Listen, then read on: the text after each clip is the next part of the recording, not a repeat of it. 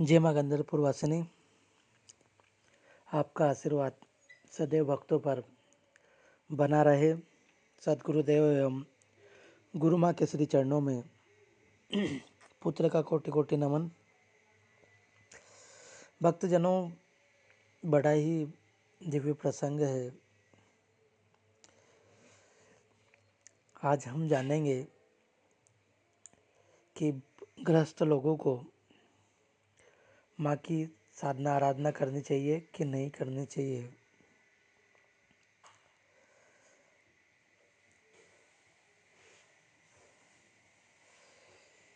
जिन भक्तों के जिन माता बहनों की शादी हो चुकी है और वे गृहस्थ बन चुके हैं, उन लोगों का अक्सर ये सवाल होता है कि क्या माँ बगलामुखी की साधना हम भी कर सकते हैं। क्या विधान है गृहस्थ के लिए माँ बगलामुखी साधना का। बहुत सारे लोगों के मन में यह प्रश्न भी होता है। बहुत सारे लोग इस चीज़ को लेकर चिंतित भी होते हैं कि माँ बगलामुखी की साधना बड़ी कठोर है, बड़ी ही दुर्लभ है। इस साधना में कई नियमों का पालन करना पड़ता है और अगर भूल हो गई हो तो माता रानी रुष्ट हो जाती है। और कई लोग ऐसे हैं जिन्होंने माँ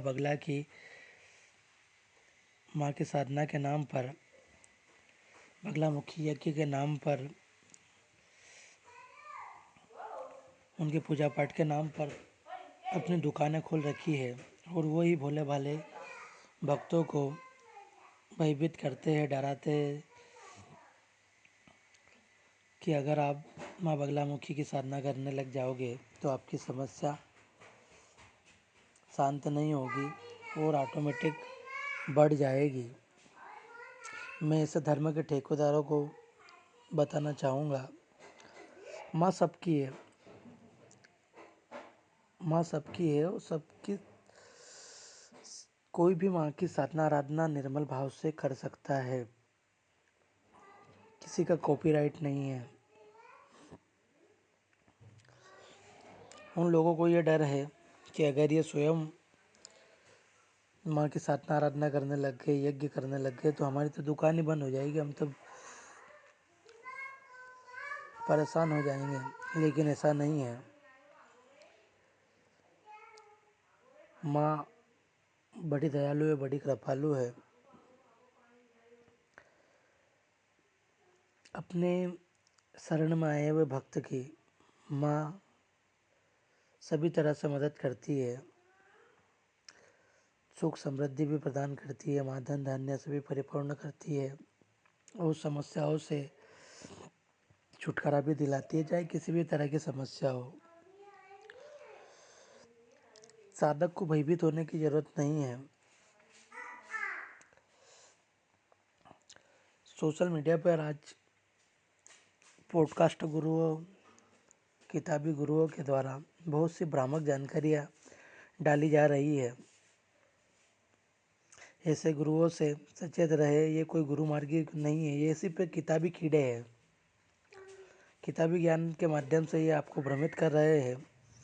ऐसे लोगों से सावधान रहे।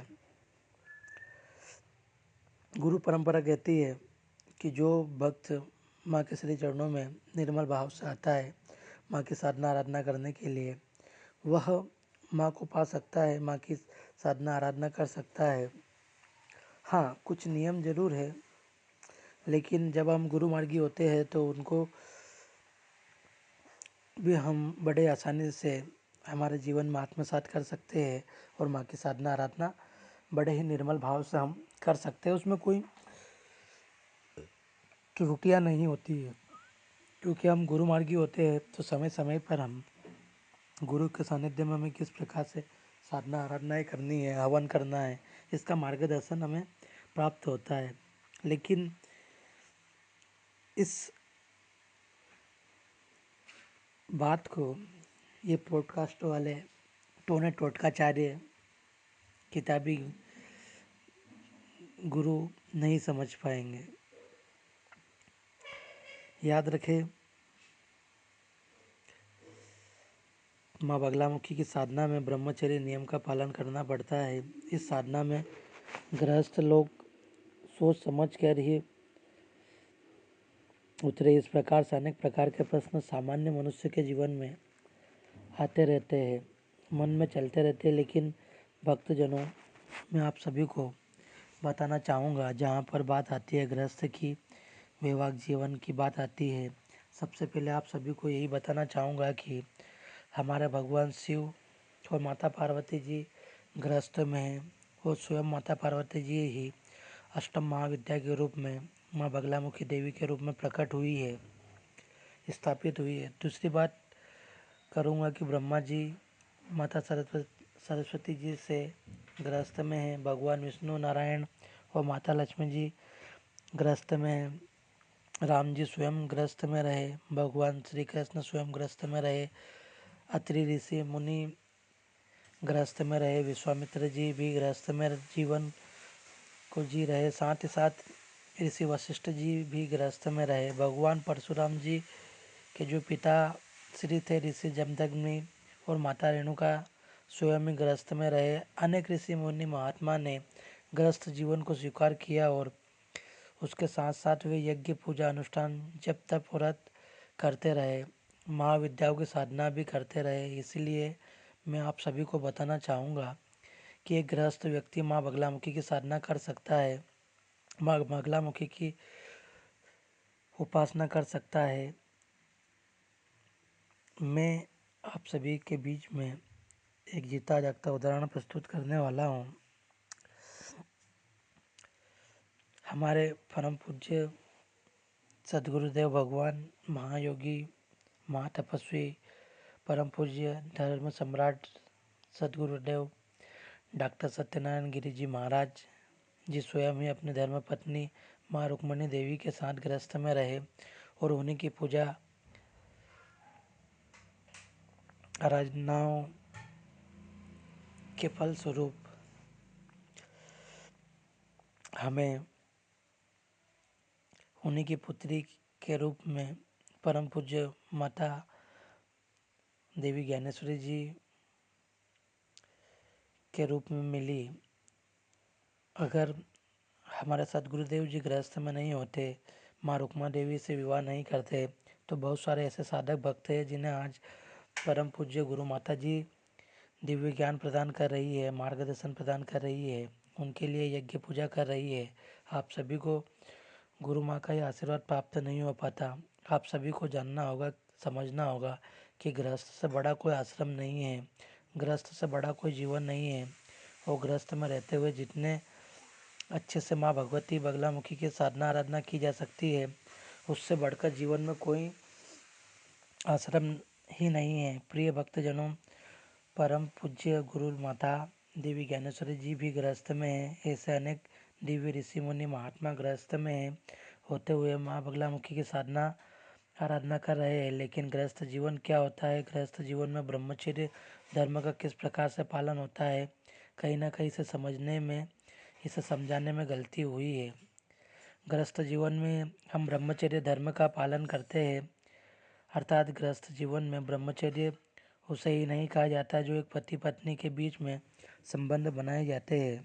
इसके अलावा इन ज्ञान इंद्रियों को किस प्रकार से नियंत्रित करना है, इनके ऊपर अंकुश लगाना है, आँखों से गलत चीज़ ना देख सके, कानों से गलत चीज़ ना सुन सके, जीभ से गलत चीज़ों का स्वाद ना चख सके। साथ ही साथ सभी को बताना चाहूँगा कि इस नासिका से भी गलत चीज़ों को ना सूंघ सके। वही बात कहना चाहूँगा, इस शरीर का भी हम अच्छा प्रयोग करें।